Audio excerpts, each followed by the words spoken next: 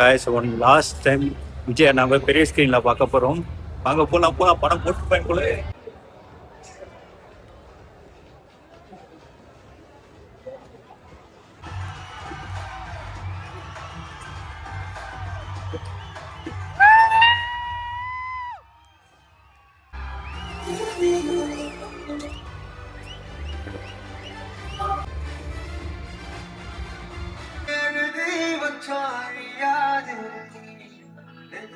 எப்பா, ஒரு வழியாக படத்தை பார்த்து முடிச்சாச்சு.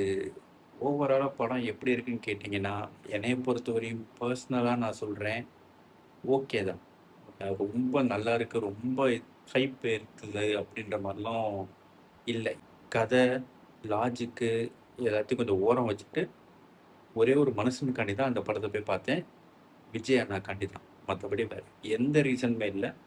அவரோட கடைசி படம், அதனால் தேட்டரில் போய் செலிப்ரேட் பண்ணி பார்த்து முடிச்சுட்டு வந்துட்டேன். விஜய் அண்ணா ரசிகர்களுக்கு இந்த படம் வந்து நல்லாயிருக்கும். நிறையா மாஸ் மூமெண்ட்ஸு இந்த மாதிரிலாம் நிறைய இருக்கும். பட் ஒரு ஜென்ரல் ஆடியன்ஸுக்காக இந்த படம் ஒர்க் அவுட் ஆகுமான்னு கேட்டால் கண்டிப்பாக ஒர்க் அவுட் ஆகாது.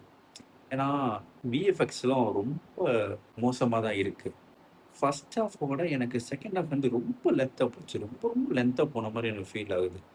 பட் ஓவராலாக எனக்கு ஓகே தான் படம்.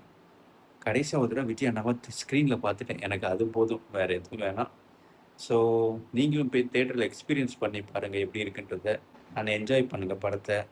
நிறையா ஃப்ளாஸ்லாம் இருக்குது, அதெல்லாம் கொஞ்சம் ஓரம் வச்சுட்டு ஒத்த மனுஷன், அந்த மனுஷனுக்காண்டி போய் பார்ப்போம். இந்த படம் ஆக்சுவலாக விஜய் அண்ணாவோட கேம்பெயின் தாங்க. படம் ஃபுல்லாகவே கேம்பெயின் தான். எனக்கு தெரிஞ்சு இவங்க சொன்ன டேட்டில் ஜனவரியில் வந்திருந்தா மேபி அப்போ மாசாக இருந்திருக்கலாம். அந்த எலெக்ஷனில் இன்னும் கொஞ்சம் பெட்டராக பெர்ஃபார்ம் பண்ணியிருக்கலாம். இப்போ எல்லாம் முடிஞ்சு இந்த டைமில் வந்ததுனால அது பெருசாக எடுப்படல. ஏன்னா இப்போ விஜய் அண்ணாவோட நிறையா குரோத் நம்ம பார்த்துட்டோம் சிஎம்மா. இப்போ இந்த படத்தை பார்க்குறப்ப ஸ்டார்டிங்லேருந்து வர மாதிரி எனக்கு கொஞ்சம் ஃபீல் ஆச்சு. அதனால மேபி ஒர்க் அவுட் ஆகாமல் போகலாம். மற்றபடி ஓகே தான். போய் பாருங்கள் நீங்களும்.